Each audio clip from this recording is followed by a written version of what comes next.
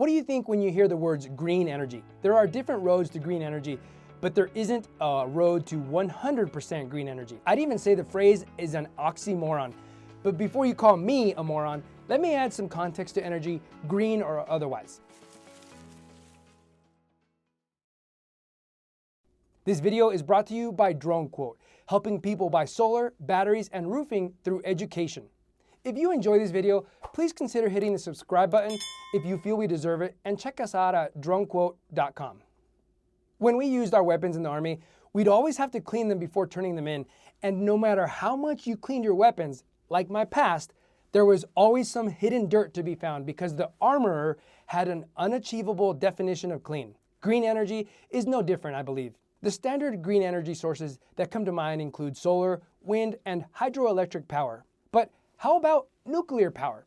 I know our viewer Steven will push back, but green energy can be defined as renewable and sustainable sources with minimal or no negative impact. I would argue that nuclear power would fit the bill by that definition. But even with a loose definition of green energy, how close are we to 100% renewable green energy? Well, it turns out that if we wanted to cut the dirty energy habit, we'd have a long way to go because most of our power comes from less than green energy sources. As it turns out, where you live has much to do with where your electricity is sourced. I live within 40 miles of a hydroelectric plant, a wind farm, and a solar farm, so it stands to reason the energy I use comes from green energy sources.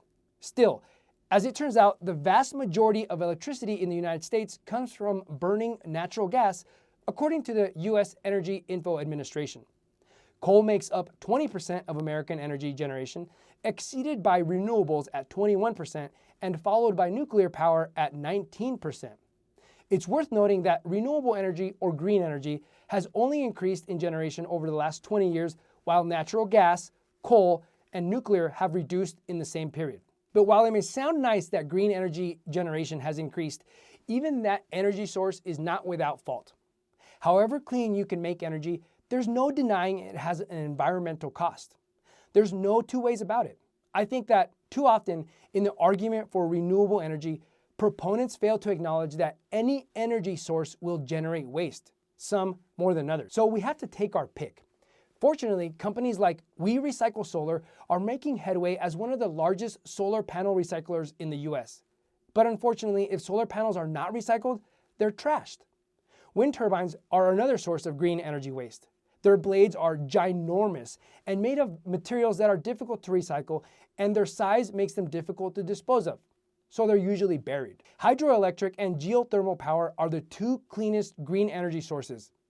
Besides the initial construction, these two power sources provide very little waste relative to other forms of energy. However, hydroelectric power has a significant impact on wildlife. And remember how I said early dirty energy generation has decreased? Well, that was due in part to some governmental efforts.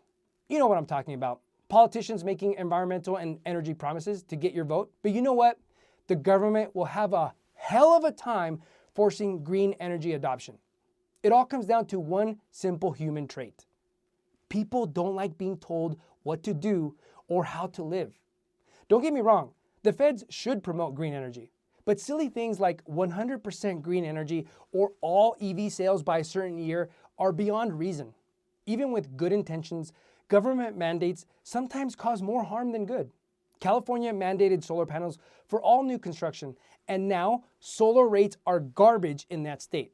But people still have to buy their new homes with solar panels. Not to mention that contractors get away with preposterous markups on solar with new construction.